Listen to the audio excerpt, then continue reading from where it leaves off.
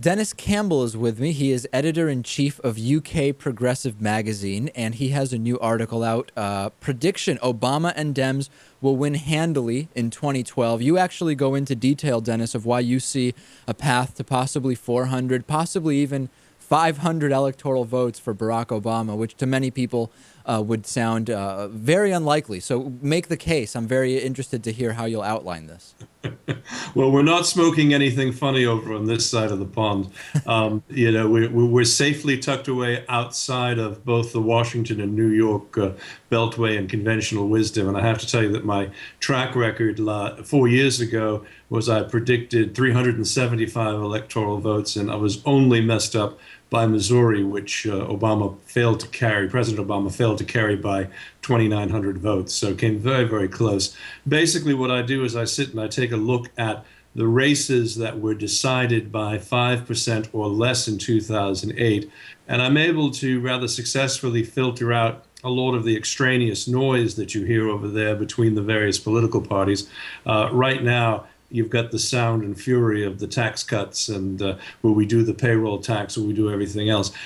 We're able to pretty much stay out of most of that and just sort of look at the raw hard numbers which came in 2008. And the simple fact of the matter is that Missouri was lost by 2,900 votes. You have Claire McCaskill running there for re-election, so there's a very good chance that she could come in very, very strongly and bring with him. And let's not underestimate the power of the bad behavior we've seen of late of the GOP. They seem intent upon snatching defeat from the jaws of victory.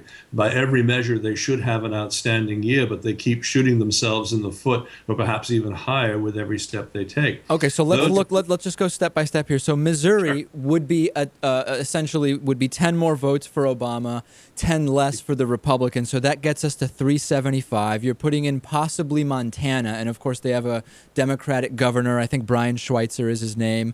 That would be a swing of 6. Then we're talking 378, but it's still a long way to the 500 specifically, and even to 425. Well, I've actually looked at those that were won by 5% and those that were won by 10% over the last year. They're considered competitive in terms of races. And if you look at some of the internal dynamics and some of the demographics that are going on in the states right now, you have a very large, very angry Hispanic voting population that is only growing. And if you look along the southern tier of states that have traditionally gone Republican, but for example, New Mexico went Democratic in 2008. I think Arizona is poised to be switching over to the Democratic side this year, despite the crazy of their legislature, actually because of the crazy of their legislature and Governor Jan Brewer. Yeah, I mean, and people are angry with Jan Brewer. We're doing on today's show this Joe Arpaio story. The guy's completely out of control. Whether that's enough to change Arizona to go to Obama, we'll see. But no, you're certainly right that I think it's in play. There's no question. Absolutely, and don't underestimate the power of Georgia. Georgia has a very large black population, has a very metropolitan population around the city of Atlanta, and they've enacted a very harsh anti-immigration law, which will affect Hispanics, which will affect people of all outside persuasions. And you're going to find yourself looking at that very much in play, I think, this year, even though it's been solidly red. It has gone Democratic in past presidential elections. And my one wild card is Texas. And most people look at me and laugh when I say Texas. Yeah, I'm laughing too. I don't see it. Well, again, do not underestimate the level of discomfort with favorite son Rick Perry. Do not underestimate the growth of the Hispanic population between 2008 and where we are today. Do not underestimate the fact that most of the companies that are out there doing these tracking polls do not include those who have not as yet voted. So look at all the people that have turned 18 to 21, which is what I did when I looked at the '08, which was one of the things that I factored into my decisions when I was predicting how he would do with young people, President Obama. And look at where we are today. You have a huge percentage of the young Hispanic population that have turned 18 over the course of the last 3 years that are very dissatisfied with the very vitriolic rhetoric that comes out of the GOP that is very anti-immigration, very anti-DREAM Act. I think there's a very good chance that that state could be put in play.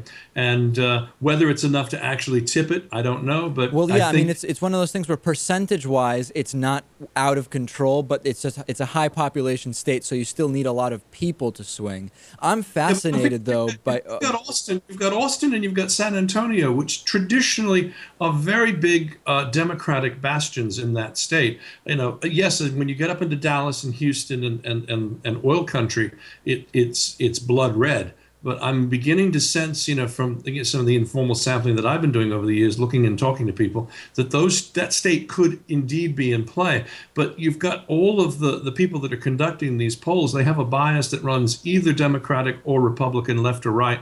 And there's methodology of a lot of these polls is not particularly good. Even Nate Silver in this one is throwing up his hands and going, I have no idea how this one is going to come out because there are so many wild cards this time. Well, you know, I'm actually interested in exploring the effect on the elections of the increasing Hispanic population as a percentage of the country. But I know we're not going to get to the other stuff I want to get to, so we'll save that for a different day. Okay, no problem. One thing I do want to get to, though, is we're not really taking into consideration the possibility that Barack Obama could lose some of the states he won in 2008 because his approval rating, quite frankly, it is ticking up, but it's not great right now. You're not really, in your analysis, I don't see you really considering that possibility. I am considering it in Iowa and Indiana. I think those are two states where they have long been bastions of red, and he was very lucky to get those in the past. I don't think Virginia is going to be in play. I think Virginia will stay blue. I think North Carolina will stay blue. And I also think South Carolina, which came very close. And again, we're talking a very unpopular Republican governor in Nikki Haley, who could, by the time we get around to elections, be under indictment. There's a lot of things still to come down the pike in terms of steps that I'm sure the administration is likely to take. When you look at things such as banking, you're going to see, I think, the heads of some of the major banks fall under indictment very conveniently during some of these early primary state races. And I think you're going to see the rhetoric heat up. You're going to see Sheriff Joe Arpaio under indictment. You're going to see a lot of movement. Yes, you can say it's politically based, but it will be timed very specifically to coincide with all the events that are happening in the U.S. with the election. And then last question, and we are short on time, so just a quick snippet. Why do you think Gingrich will give so much more push to Obama? Because in your theory, the Gingrich candidacy is the one that could open up to 500 electoral votes for Obama. Well, you know, I'm going to borrow the quotation from a friend of mine here. We were on a BBC shoot together, and we were talking just after the midterm elections about the Tea Party, and he looked at me and he said, "They're a bunch of right-wing nutters." And when we look at the history of Newt Gingrich and the trail of carnage that he has left, the fact that nobody in the GOP establishment likes him, that would be the ultimate godsend for them. And let's not underestimate the power of the Occupy movement. I think you're going to see them become very, very strong as a result of the campaigns that are coming up in the spring. All right, Denis Campbell, editor-in-chief of UK Progressive Magazine. Great to talk to you, and we'll have you back again soon. Thank you, David. Enjoyed it.